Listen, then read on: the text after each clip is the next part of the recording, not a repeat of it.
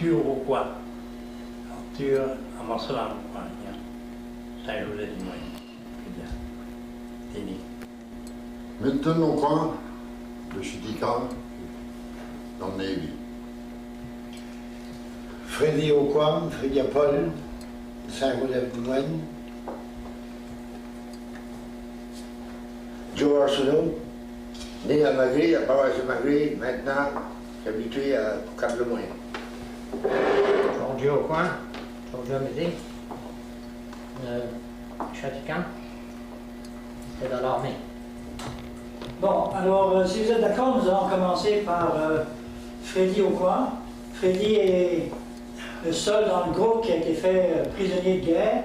Il va nous raconter un peu son expérience, comment il a vécu ça. Freddy, à toi la parole. OK, bon. Moi, je l'ai né à Berny-sur-Mer, dans l'invasion en 1942. J'avais un camarade Willy Devaux avec moi, qui était sur la même barque quand on traversait l'English Channel, j'avais landé à Berny-sur-Mer. Puis j'allais pour capter notre point de prendre, était cap le airport, le Cap Piquet Airport, en France, c'était lorsque les Américains et les British l'Indien. Ça fait que j'avais été amené trop proche de là avec pas de protection. Donc j'avais été obligé de reculer puis j'avais été pris prisonnier. Moi, après 3 jours de marche de là à nous amener en prison, j'ai perdu la jambe. J'avais été shooté par des Américains qui ont mis sur nous autres par une trompe. Ils m'avaient trompé pour des Allemands. Là où j'étais ramassé, puis j'étais amené à Saint-Malo. Ils m'ont paré la jambe à Saint-Malo. 3 jours après ça, nous avons mis dans des trucks, puis nous avons allé à Rennes, à Rennes. Les Anglais appelaient ça Rennes, c'est Rennes en France. J'étais là 2 ans présent 2 mois. Ça fait que du temps que j'ai perdu la jambe, aller là, que j'avais avant de perdre la jambe, j'avais marché pour 3 jours, presque 3 nuits aussi, pour venir marcher en prison. Ça fait que mangeant du restant des garbage, que c'est que des trucks qui avaient été mis en feu, puis tu ramassais des patates qui étaient déjà pas qu'à manger, tout de suite. C'était pas des bouts de patates. Il faut les manger pareil.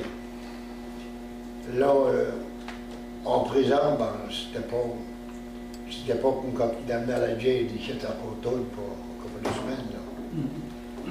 Ça fait que c'était beaucoup de s'alentour pas mal. Hein. Puis les officiers étaient tout le temps là, les Allemands.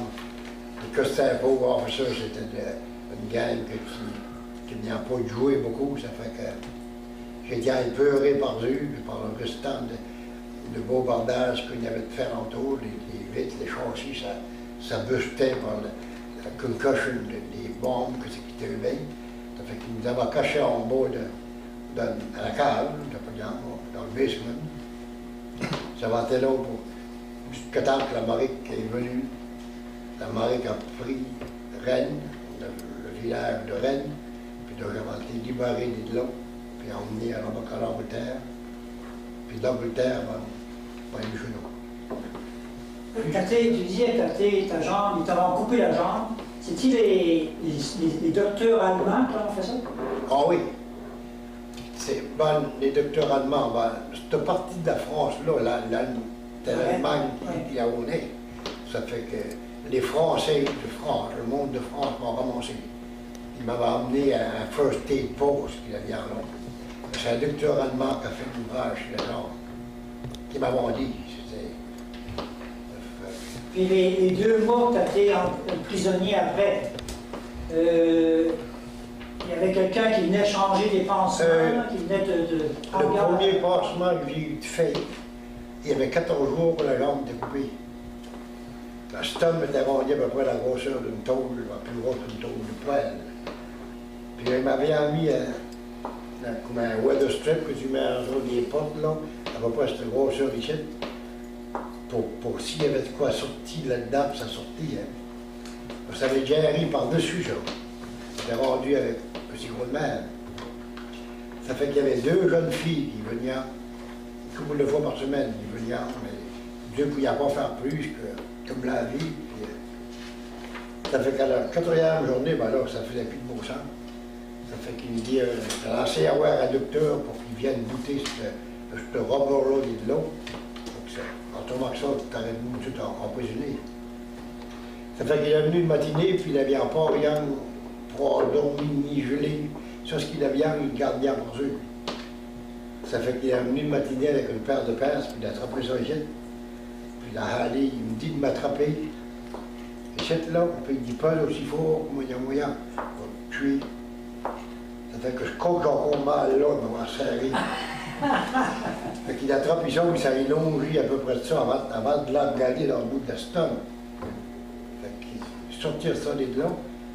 J'étais chanceux que j'ai pas attrapé un purant là-dessus, j'ai jamais eu mal à part que des kicking nerves qu'il appelait en temps ça.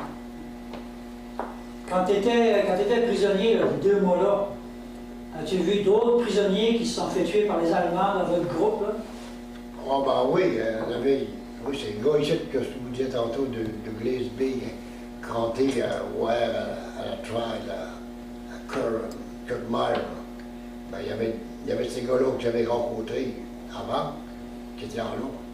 Mais vraiment, dans notre autre fit, je veux dire, moi, dans les North Scotia Highlanders, il y avait rien que moi, puis Woody Devo, Woody Hubert, qui appartenait dans ce groupe-là, qui était là pour D-Day, on appelait. D-Day, il y en a plusieurs en France, mais ils n'étaient pas là à D-Day. L'autre, j'avais à Landy, sur la beach, j'avais passé par sur les Queen Zones, comme il y a Landy avant nous autres, pour prendre une place pour continuer. Ça fait que vraiment, il n'y avait personne que je connaissais là, pour dire, ça c'était mon frère, non, c'était tous des étrangers à moi. Tu n'avais pas parlé qu'un matin, il y en avait tué 7, là. Il y en avait 7 qui ont été tués une journée, là. Ça, il y avait des British, puis il y avait l'Air Force, puis des British, puis l'Air Force, bien sûr, puis l'armée. C'était pas des gars c'est des gars qui se trouvaient là avec moi, mais je connaissais pas.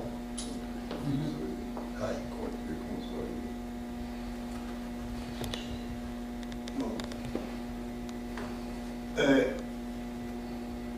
C'était des gars que c'est que des gars qui étaient en smart, qui avaient peur d'être échappés pour donner de l'information à l'armée de l'Amérique, qu'à d'autres British. Il y avait un payeur d'armes qui sortait, puis ça fait qu'il avait une matinée contre la bâtisse, là, puis il m'a choisi là. Sur ce qui restait là, ben, c'était presque tout des estropiés. Hier, c'était un bras, l'autre c'était une jambe, l'autre c'était dans le cou.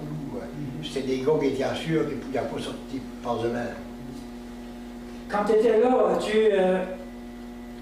comment tu pensais? Croyais-tu que tu allais t'en sortir un jour? Croyais-tu que c'était fini? Qu'est-ce qui te passait par la tête dans ces 2 mois comme prisonnier des Allemands? Non, il n'y avait pas presque. Parce que ce que je viens de dire, les Français, ils venaient t'attribuer à toutes les matins, ils venaient, tel et une heure, je venais, puis il y a des rapports de eux-mêmes. La British Army, qui est une des British américains, les Américains, ça faisait pas de progrès entre eux. C'est eux qui roulaient, c'est eux qui avaient les mots. Tant qu'à pour nous autres, il n'y avait pas. Et donc, nous avons fait signer, une carte qu'ils avaient envoyée à nos parents, ils l'ont envoyée chez nous, comme quoi ce que c'est que j'étais prisonnier, mais j'étais bien regardé après. Puis après la guerre finie, je retournerai en bec. Ça, la guerre que nous chez nous, après j'étais nu.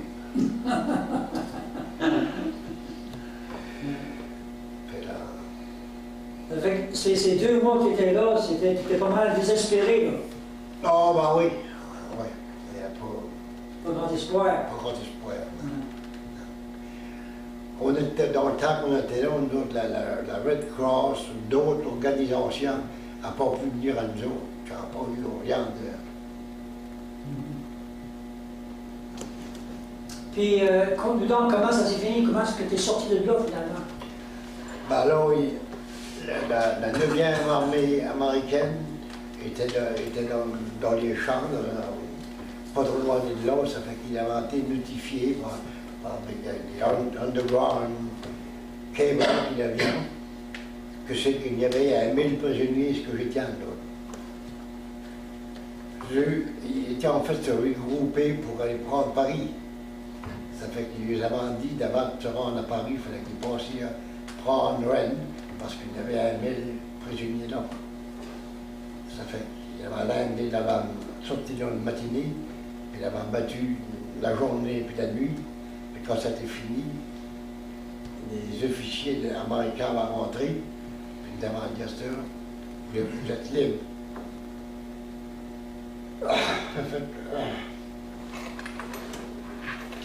Il nous dit, je sais qu'il vous manque à l'autre d'affaires, de la nourriture, du médical, de la médecine, des copains, mais ça fait qu'il dit, on va envoyer une nouvelle en arrière, puis il dit, avant de soir, ben, il dit, des trucks seront venus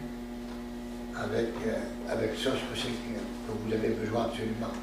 Puis il dit, vous avez d'abord juste que de la bière. Ça fait que le soir, j'avais tout été emmené avec de la nourriture, et des fleurs, des camomilles, médical, et il sortait avec un baril de bière. Parce que moi, j'ai pas pu me payer. Dans l'acheter de bière, il n'y avait pas de verre pour tout. Moi, j'étais couché sur un matras, ça fait de 4 pouces d'épaisse, 4 pouces dans la place. Fait qu'il vient avec de la bière, puis il n'y avait pas d'autre affaire qu'à l'assiette. Fait qu'il me tire de la bière dans l'assiette. Puis là, je me roulais sur le bord, comme ma jambe était partie pour boire dans l'assiette. Puis j'ai fait le tour, puis j'étais pour la face de l'assiette. Fait que je suis obligé de me relever de là ou pas. Ça fait que.